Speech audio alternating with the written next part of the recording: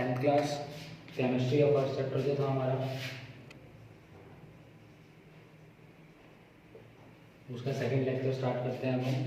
ठीक है, कल हमने कैरेक्टरिस्टिक्स पढ़े थे केमिकल रिएक्शंस के, आज हम पढ़ेंगे केमिकल इक्वेशंस और उन्हें कैसे बैलेंस किया जाता है।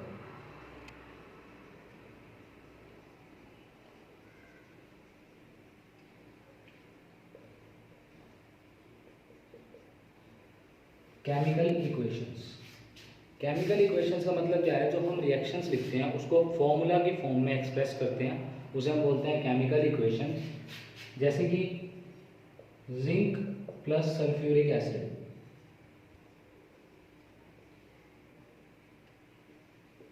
क्या बनेगा, zinc sulphate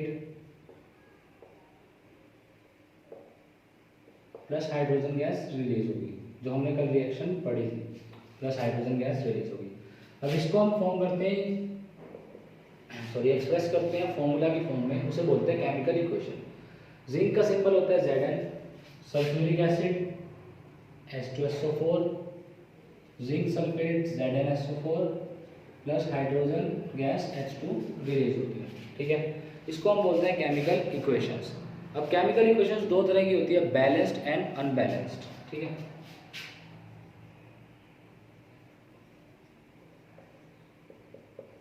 balanced chemical equations में जो नंबर ऑफ आइटम्स होते हैं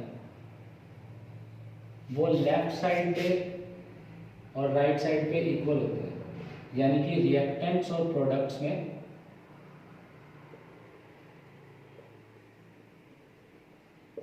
इक्वल नंबर ऑफ आइटम्स होते हैं। ठीक है, सभी के आइटम्स होंगे वो बैलेंस्ड होंगे।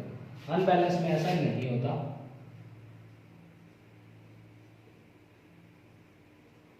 ठीक है, जैसे अब हम फर्स्ट एग्जांपल लेते हैं, बेसिक हाइड्रोजन प्लस ऑक्सीजन दोनों को कंबाइन करते हैं, वाटर बनता है। ठीक है, ये एग्जांपल है हमारा पहला, हाइड्रोजन प्लस ऑक्सीजन कंबाइन करके वाटर बनाता है। ठीक है, अब ये देखो, आप रिएक्टेंट्स और प्रोडक्ट्स में लिख लो अलग अलग, ताकि आप बिल्कुल आराम से सीख सकें बैलेंसिंग कैसे करते हैं। हाइड्रोजन एंड ऑक्सीजन, हाइड्रोजन के कितने एटम्स हैं, 2 रिएक्टेंट में, प्रोडक्ट में कितने हैं, 2। ऑक्सीजन के एटम कितने हैं रिएक्टेंट में, 2 सॉरी, और प्रोडक्ट में कितने हैं, 1। यानी कि ये बैलेंस नहीं है, ये इक्वेशन अनबैलेंस्ड इक्वेशन है। ठीक है, अब हम इसको सीखेंगे बैलेंस कैसे करना है। हमेशा ध्यान रखना, आप सिंपल वर्ड में बोलूँ तो आप 1 2 3 4 जो भी चीज़ आप लगाएंगे वो कभी भी पैर में यहाँ पे नीचे की तरफ नहीं लाएंगे। ठीक है, उससे केमिकल फॉर्मूला पूरा चेंज हो जाता है। इसीलिए जब भी हमें जो नंबर्स लगाने होते हैं आगे बैलेंस करने के लिए, वो हमेशा यहाँ फ्रंट में लगाए जाते हैं। ठीक है, जैसे मैं आपको करके दिखाता हूँ अभी, हाइड्रोजन 2, यहाँ पर भी 2, यहाँ ऑक्सीजन 2, लेकिन यहाँ ऑक्सीजन 1। अगर मैं इसको ऐसे लिख दूंगा ऑक्सीजन 2, ये गलत हो जाएगा। ठीक है, ये गलत तरीका है, ऐसे बैलेंस नहीं होती। हमें क्या करना पड़ेगा, देखो H2 प्लस O2 H2O, हम क्या करेंगे, यहाँ आगे 2 लगाएंगे, आगे हम क्या लगाएंगे, 2। ठीक है, अब इससे ऑक्सीजन कितने हो गई, 2। लेकिन अब देखो, आप रिएक्टेंट और प्रोडक्ट में अगर हाइड्रोजन देखोगे, रिएक्टेंट और प्रोडक्ट, ऑक्सीजन पे 2, यहाँ पर 2 × 1 2, यहाँ पे 2। ठीक है, बैलेंस। अब हाइड्रोजन यहाँ पर रिएक्टेंट में 2, लेकिन प्रोडक्ट में कितनी होगी, ये बाहर 2 आने का मतलब क्या है, ये 2 और 2 मल्टीप्लाई होंगे। ठीक है, 2 × 2 क्या हो गया, 4। हाइड्रोजन कितने हो गया, 4 हो गए। तो अब यहाँ से हाइड्रोजन अनबैलेंस हो गया। इसे बैलेंस कैसे करेंगे, अब हम फिर हाइड्रोजन को यहाँ पर 4 करना है हमें, तो मैं यहाँ पे इस 2 की जगह 4 नहीं लिखूंगा, वो गलत हो जाएगा। ठीक है, इसके लिए हम क्या करेंगे, इस 2 को एज इट इज रखेंगे, यहाँ बाहर 2 लगाएंगे, 2 2 जा 4। यहाँ हाइड्रोजन भी क्या हो गया, 4 रिएक्टेंट में, और प्रोडक्ट में भी हाइड्रोजन क्या हो गए, 4। इस तरह से रिएक्शंस को बैलेंस किया जाता है। ठीक है, हम कभी भी जो है वो या इस तरीके से बैलेंस नहीं करेंगे, उससे फॉर्मूला चेंज हो जाता है, केमिकल फॉर्मूला गलत हो जाता है। इसीलिए हमेशा आगे जो है वो नंबर चेंजेस किए जाते हैं, और ये बाहर जो नंबर है वो पूरे के साथ मल्टीप्लाई होगा, इसके साथ भी होगा 2 × 2 4 हाइड्रोजन, इसके साथ भी होगा 2 × 1 2 ऑक्सीजन। ठीक है, इस तरीके से हम इसे बैलेंस करते हैं। कुछ एग्जाम्पल मैं और करवा देता हूँ आपको बैलेंसिंग के। ठीक है, जो अब हम करेंगे, जैसे कि एक एग्जांपल है, इसको नेक्स्ट एग्जांपल देखो।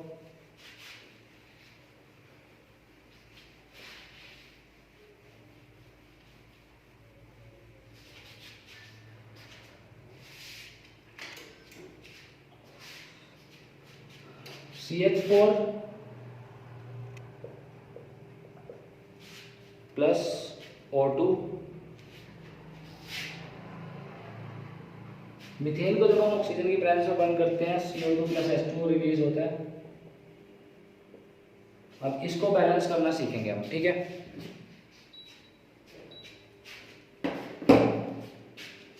रिएक्टेंट्स और प्रोडक्ट्स में स्टार्टिंग में आप लिख लो, धीरे धीरे आप प्रैक्टिस करोगे तो आपको समझ में आ जाएगा। इसे टेबल बनाने की जरूरत नहीं पड़ेगी आपको आगे आगे, ठीक है। 3 बेसिक चीजें हैं, एक तो कार्बन है, एक हाइड्रोजन है, एक ऑक्सीजन है, ठीक है। सभी को हम पहले लिख लेते हैं। अनबैलेंस रिएक्शन में कितने हैं? रिएक्टेंट में कार्बन 1, वहां पर भी 1, हाइड्रोजन 4, यहाँ पर 2, यहाँ ऑक्सीजन 2, वहां पर 1, ठीक है।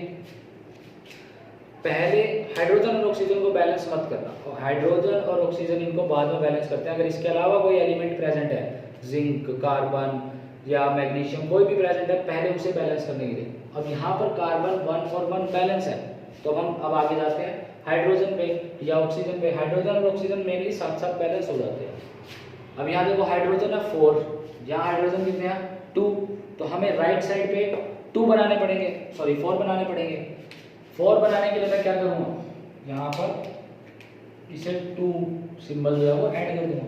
अब देखो कितना हुआ, 2 2 जा 4। मैं साथ साथ सर्कल करके चेंज कर देता हूँ। यहाँ पे हाइड्रोजन 4, अब यहाँ पर भी हाइड्रोजन कितने हुए? 4। प्रोडक्ट में भी कितने हुए? 4। बैलेंस। कार्बन भी 1 और 1 बैलेंस। लेकिन जब हमने बाहर 2 लगाया, ऑक्सीजन कितने हुए? 2 × 1 2। यहाँ पर भी कितने हैं? 2। तो यहाँ पर ऑक्सीजन भी क्या हो गया? बैलेंस हो गया साथ के साथ 2, ठीक है। क्लियर है? ये ऑक्सीजन भी क्या हो गया? बैलेंस हो गया। चेक कर लेते हैं एक बार हम। कार्बन 1, ठीक है। हाइड्रोजन 4, ऑक्सीजन ऑक्सीजन जो है वो 2 यहाँ पर भी है, ठीक है। 2 × 2 4 ऑक्सीजन हो गया। अब आपके यहाँ पर 2 नहीं हुए। ऑक्सीजन जो है वो ऑलरेडी इसके अंदर कितने थे? 2 और 1 3 ऑक्सीजन प्रेजेंट थे पहले, और अब कितने हो गए? ये 4 हो गया ऑक्सीजन। यहाँ पर 2 ऑक्सीजन थे और एक यहाँ था, 3 ऑक्सीजन थे, अब 4 हो गए। तो अब ऑक्सीजन बैलेंस नहीं है, ऑक्सीजन को भी बैलेंस करना पड़ेगा। रिएक्टेंट में ऑक्सीजन को बैलेंस करने के लिए 2 से 4 बनाने के लिए क्या करेंगे? 2 से मल्टीप्लाई, ये क्या हो गया? 4, ठीक है। दोबारा रिपीट करता हूँ। कार्बन कार्बन बैलेंस था, इसलिए हम हाइड्रोजन और ऑक्सीजन पे गए। हाइड्रोजन देखा यहाँ पर है 4, वहाँ पर थे 2, इसीलिए बाहर 2 सिंबल का हमने यूज़ किया। 2 से चेंज हो गया, 2 2 जा 4। लेकिन जब हाइड्रोजन 4 हुए तो ऑक्सीजन भी बढ़ गए। ऑक्सीजन पहले 2 और 1 3 थे, फिर वो क्या हो गए? 4। तो हमें यहाँ 2 से फिर 4 बनाना पड़ेगा, इसलिए इसको किया 2 से मल्टीप्लाई। इस तरह से रिएक्शंस को जो है वो बैलेंस किया जाता है, ठीक है। एक रिएक्शन में आपको बैलेंस करके दिखाता हूँ जिसके अंदर ब्रैकेट का यूज़ हो रहा हो, ताकि आपको क्लियर हो जाए।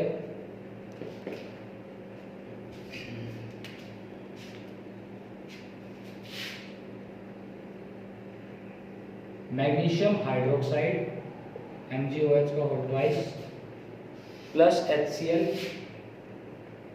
will give you MgCl2 plus H2।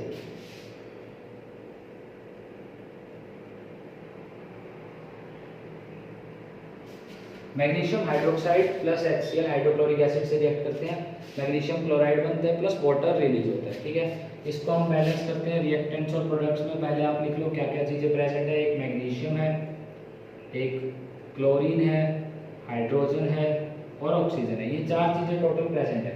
Magnesium यहाँ पर 1, प्रोडक्ट में भी 1, ठीक है। क्लोरीन 1, लेकिन प्रोडक्ट में कितने? 2।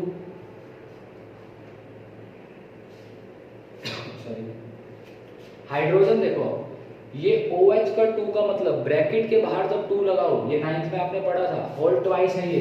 इसका मतलब क्या है कि हाइड्रोजन 2 है, ठीक है। हाइड्रोजन कितनी है यहाँ पर? 2। वहाँ हाइड्रोजन कितनी है? 2। यहाँ O के साथ भी 2 है, ठीक है, OH का होल ट्वाइस है तो ऑक्सीजन भी कितनी 2, वहाँ ऑक्सीजन कितनी है 1, ठीक है। अब हम इसको बैलेंस करना स्टार्ट करते हैं। पहले मैग्नीशियम 1 और 1 बैलेंस्ड, तो अगले पे जाओ क्लोरीन पे, क्लोरीन 1 यहाँ पर 2, यानी कि हमें यहाँ पे क्लोरीन को क्या करना पड़ेगा, बैलेंस करने के लिए 2 करना पड़ेगा। इसके लिए मैं क्या करता हूँ, यहाँ पर बाहर 2 लगा देता हूँ, रेड मार्कर से मैं चेंज कर रहा हूँ कि तो बैलेंस आपको पता चल जाए। आप प्रैक्टिस के लिए इक्वेशन को दोबारा नीचे लिख लिया करो बैलेंस करने के लिए, ताकि हमें क्लियरली दिख जाए। 2 लगाया हमने, ठीक है, तो 2HCl यानी कि हाइड्रोजन भी 2 इधर हो गए और क्लोरीन भी 2 हो गए, ठीक है। सॉरी, यहाँ भी हाइड्रोजन एक 3 प्रेजेंट है, 2 ये और 1 ये, रिएक्टेंट में 3 हाइड्रोजन प्रेजेंट है, ठीक है। 1 यहाँ पर भी प्रेजेंट था और 2 ये, 3 थे तो वहाँ 2 ये। तो मैंने यहाँ पर क्या किया, 2 लगाया, क्लोरीन क्या हो गए 2, यहाँ पर भी कितनी क्लोरीन 2, यानी कि क्लोरीन जो है वो क्या हो गई बैलेंस, यहाँ 1 थी, 1 से कितनी हो गई 2 हो गई, क्लियर है। अब next magnesium balance, chlorine balance, तो नेक्स्ट हाइड्रोजन पे आ जाओ। हाइड्रोजन 2 यहाँ पर 2 यहाँ पर, अब हाइड्रोजन यहाँ पर चेंज आने से कितने हो गए, 3 की जगह हाइड्रोजन हो गए 4, यहाँ हाइड्रोजन कितने हैं 2, तो हमें बाहर क्या लगाना पड़ेगा 2, तो यहाँ हाइड्रोजन भी कितने हो गए 4, 2 2 जा 4, 2 × 2 4 हाइड्रोजन हो गए आपके। हाइड्रोजन बैलेंस हो गए। जब हमने हाइड्रोजन को बैलेंस किया, यहाँ पर ऑक्सीजन चेंज हो गई, यहाँ ऑक्सीजन पहले 1 थी, यहाँ कितनी हो गई अब 2 हो गई, और रिएक्टेंट में 2 थी, तो रिएक्शन क्या हो गई बैलेंस हो गई। इस तरीके से आप बैलेंस करोगे, ठीक है। इस बैलेंसिंग की प्रैक्टिस आप कर सकते हो एनसीईआरटी की बुक में या फोन का यूज कर सकते हो, आपको इजीली जो है वो रिएक्शंस मिल जाएंगी। ये बैलेंसिंग रिएक्शन करो, अच्छे प्रैक्टिस करो अच्छे से, जो डाउट आ रहा है मेरे से पूछो, ठीक है। उसके बाद नेक्स्ट टॉपिक करते हैं अब हम आज का, how to make a chemical reaction more informative. Chemical reactions को ज़्यादा इंफॉर्मेटिव कैसे बनाया जा सकता है, इसके 3 तरीके हैं। First, by indicating physical state. First तरीका है आपका इंडिकेटिंग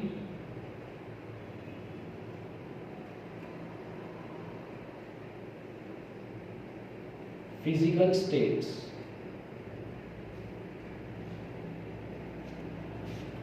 फिजिकल स्टेट्स को इंडिकेट करो आप, ठीक है, उससे आपको इंफॉर्मेशन ज़्यादा मिलती है। जैसे कि हमने अभी पढ़ा था पहली रिएक्शन सबसे कॉमन, जिंक प्लस H2SO4, या उससे भी कॉमन रिएक्शन पढ़ते हैं हम पहले, मैग्नीशियम, जैसे मैग्नीशियम रिबन वाली पढ़ी थी हमने, magnesium plus oxygen, magnesium oxide, ठीक है।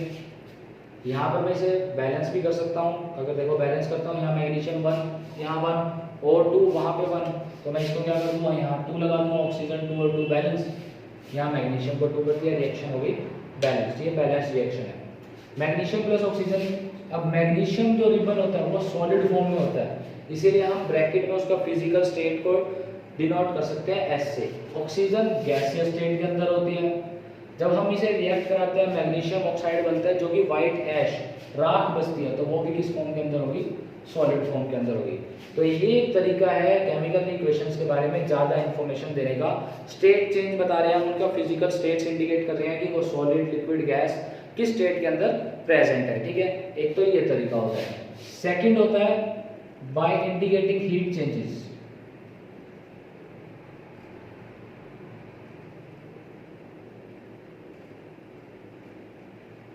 हीट चेंजेस बता के देखो, कल मैंने आपको रिएक्शंस बताई थी ना, दो प्रोसेसेस बताए थे, एंडोथर्मिक और एक्सोथर्मिक, ठीक है। एंडोथर्मिक एक्सोथर्मिक पढ़े थे हमने।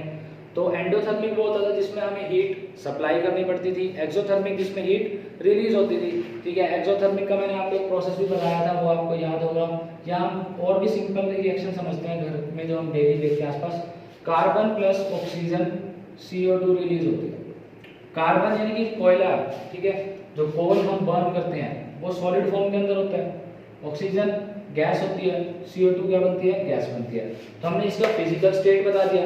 जब कोयले को हम बर्न करते हैं, कोल को बर्न करते हैं ऑक्सीजन की प्रेजेंस में, तो वहां क्या होता है, हीट रिलीज होती है ना, हीट रिलीज होती है, ठीक है। तो यहाँ हमने हीट चेंज के बारे में बताया कि हीट रिलीज हो रही है, उधर हमने दिखाया प्लस हीट। अगर हम सप्लाई कर रहे थे तो हम इधर हीट को प्लस करते हैं या एरो के ऊपर डिनोट करते हैं कि हम हीट सप्लाई कर रहे हैं, यहाँ हीट रिलीज हो रही है, ये हीट चेंजेस इंडिकेट करने का तरीका है। इससे हमें इंफॉर्मेशन ज़्यादा मिलती है केमिकल रिएक्शंस के बारे में। थर्ड मेथड है स्पेसिफिक कंडीशंस।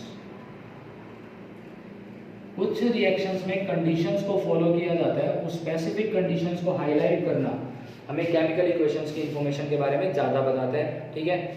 उससे पहले आप एक वर्ड समझ लो, वो है catalyst. What is catalyst?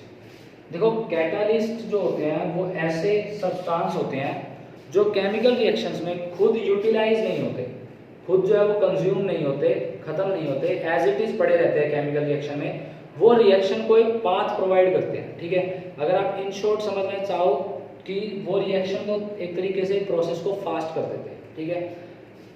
Promoter भी बोला जाता है कैटलिस्ट को। ये ऐसी चीजें होती हैं जो रिएक्शंस में हेल्प करती हैं, रिएक्शंस को जल्दी होने में हेल्प करती हैं। जैसे मैं आपको एक एग्जांपल बताता हूं, KClO3 potassium chlorate. Potassium chlorate को जब हम हीट करते हैं, अब मैं यहाँ हीट का सिंबल डेल्टा से भी शो किया जाता है। हीट का मतलब क्या है? डेल्टा, ठीक है। ये हीट का सिंबल है, इस एरो के ऊपर मैंने हीट दिखाया है, यानी कि इसको हीट कर रहे हैं हम, इस प्रोसेस को हीट, इस जो सब्सटेंस है इसको हीट प्रोवाइड कर रहे हैं, ठीक है, हीट करते हैं। एक चीज होती है मैग्नीज डाइऑक्साइड, इसका नेम है मैग्नीज डाइऑक्साइड। मैग्नीज डाइऑक्साइड जो है वो बहुत सी चीजों में कैटलिस्ट की तरह यूज होता है, ठीक है।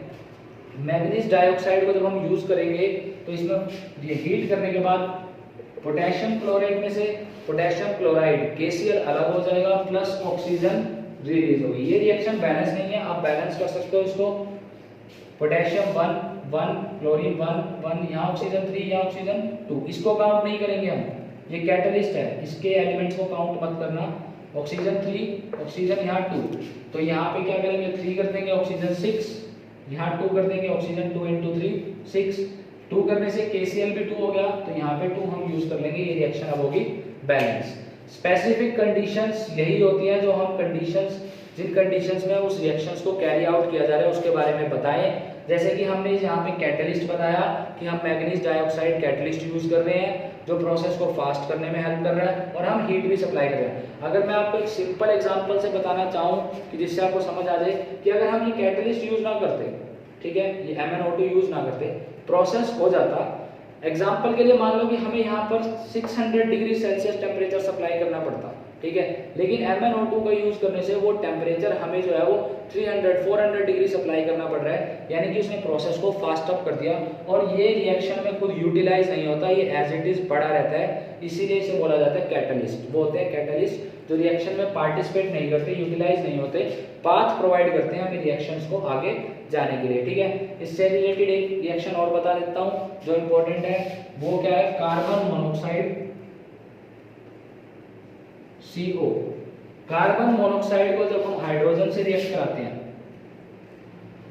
ये इंडस्ट्रीज में यूज होता है मिथेनॉल बनाने के लिए, CH3OH को बनाने के लिए, ठीक है। इसमें भी कुछ कंडीशंस होती हैं। इसमें क्या कंडीशंस होती हैं? आपको 300 डिग्री सेल्सियस टेम्परेचर प्रोवाइड करना पड़ता है, ठीक है, और 300 एटमॉस्फेरिक प्रेशर, ठीक है, 300 डिग्री सेल्सियस और 300 एटमॉस्फेरिक प्रेशर जो है वो आपको प्रोवाइड करना पड़ता है। और इसके अलावा जो कैटलिस्ट यूज होता है इसके अंदर, वो होता है zinc oxide plus chromium oxide, ठीक है। Zinc oxide plus chromium oxide जो है वो यूज होता है इसके अंदर। ZnO प्लस CrO3 ये कैटलिस्ट है, ये कैटलिस्ट की तरह काम करेंगे, ये रिएक्शंस को फास्ट करने में हेल्प करते हैं। रिएक्शंस को आप बैलेंस करके लिख दिया मैंने इसके अंदर, हाइड्रोजन 4 3 और 1 4, कार्बन 1 1, ऑक्सीजन 1, ठीक है, रिएक्शन बैलेंस है।